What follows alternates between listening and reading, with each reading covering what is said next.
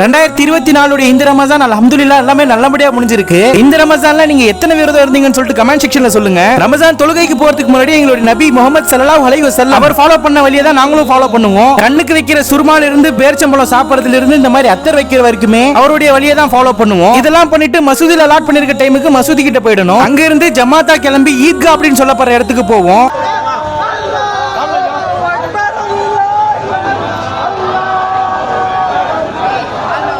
இதுல இருக்க ஒரு சூப்பரான விஷயமே பாத்தீங்கன்னா ஊர்ல இருக்க எல்லா முஸ்லிம்ஸும் சேர்ந்து ஒரே இடத்துல தொழுகுவாங்க. இந்த மாதிரி ஈத்கால தொழுகிறதெல்லாம் பாத்தீங்கன்னா இஸ்லாம்ல நடக்கிற பெரிய பெரிய ஃபெஸ்டிவல்ஸ்க்கு தான், அதாவது பக்ரீத், ரம்ஜான் அந்த மாதிரி டைம்ல தான் இந்த மாதிரி ஈத்கால தொழுகுவாங்க. ஈத்கால தொழுக முடிஞ்சதுக்கு அப்புறமா நிறைய இன்ட்ரெஸ்டிங் ஃபேக்ட்ஸ் எல்லாம் சொல்லுவாங்க. அதுக்கப்புறமா உங்க தேவைகள் எல்லாம் அல்லாஹ் கிட்ட சொல்லிட்டு ரமஜான் வாழ்த்துக்கள்ல இஸ்லாம் படி இந்த மாதிரி கட்டி பிடிச்சி அணைச்சி ஈத் முபாரக் சொல்லுவாங்க. இது நடக்கும்போது மனசே பாத்தீங்கன்னா ரொம்ப சந்தோஷமா இருக்கும். அண்ட் இதெல்லாம் முடிஞ்சதுக்கு அப்புறமா நம்ம சொந்தத்துல இருந்து நம்ம தாத்தா பாட்டி எல்லாம் போய் பார்த்துட்டு வருவோம். அண்ட் ஃபைனலா என்னோட சார்பா உங்க எல்லாருக்குமே ஈத் முபாரக்.